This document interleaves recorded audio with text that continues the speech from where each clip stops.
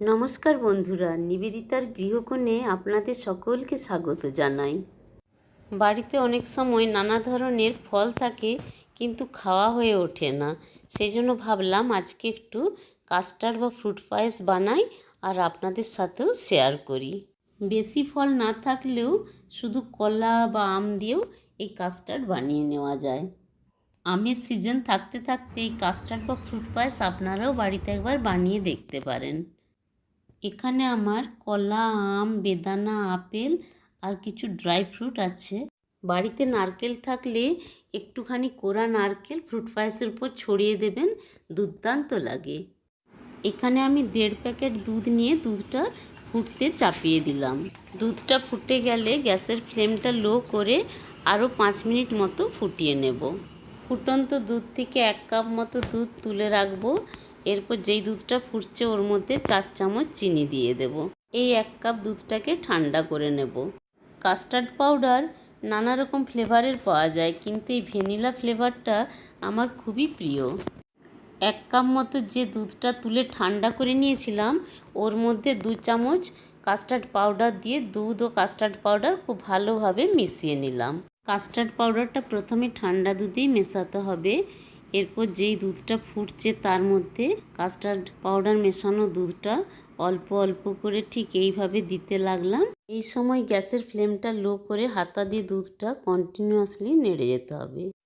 দুধটা একটু পাতলা আছে, সেই জন্য আরেক চামচ কাস্টার্ড পাউডার ঠান্ডা দুধে মিশিয়ে ফুটন্ত দুধের মধ্যে ঢেলে দিলাম। আমার 1.5 প্যাকেট দুধে 3 চামচ মতো কাস্টার্ড পাউডার লেগেছে। দুধটা এইভাবে কন্টিনিউয়াসলি একটা হাতার সাহায্যে নাড়তে নাড়তে একটা টাইমে ঠিক এরকম গাঢ় হয়ে যাবে। 1/2 চামচ ভ্যানিলা এসেন্স দিয়ে দিলাম।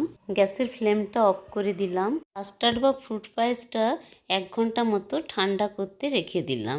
এই দেখুন ঠিক এই রকম মতো ঠান্ডা হয়ে যাওয়ার পর হয়েছে। অনেকটাই গাঢ় হয়ে গেছে। এই পর্যায়ে ফল দিয়েও কাস্টার্ড বা ফ্রুট পায়েস খাওয়া যায়। এরপর এই পায়েসটাকে আমি 1 ঘন্টা মতো ফ্রিজে রেখে দেব। 1 ঘন্টা পর ফ্রিজ থেকে বের করে নিয়ে এলাম। এই দেখুন পায়েসটা এরকম থকথকে হয়ে গেছে।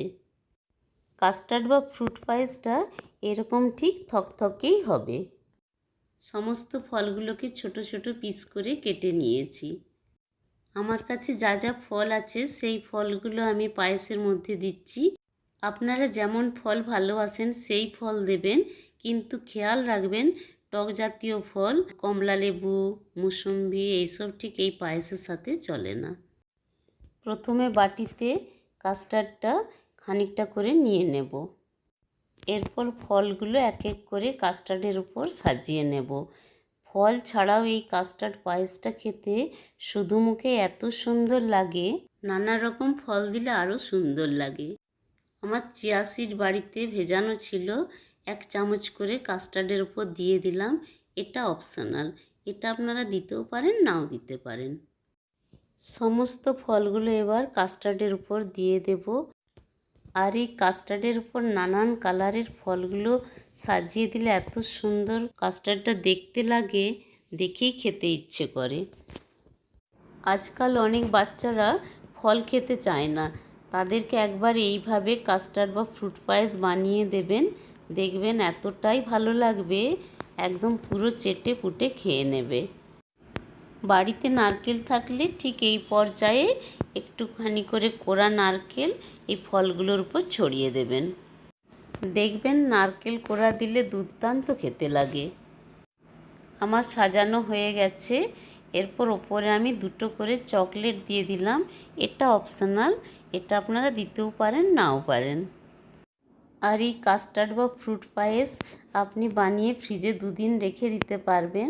এরপর যখন খেতে ইচ্ছে করবে তখন ফলটা কেটে মিশিয়ে নিতে পারেন। ফলটা কিন্তু খাবার সময় মিশাবেন, আগের থেকে মিশিয়ে রাখবেন না। আশা করি আমার কাস্টার্ডের রেসিপিটি আপনাদের ভালোই লেগেছে।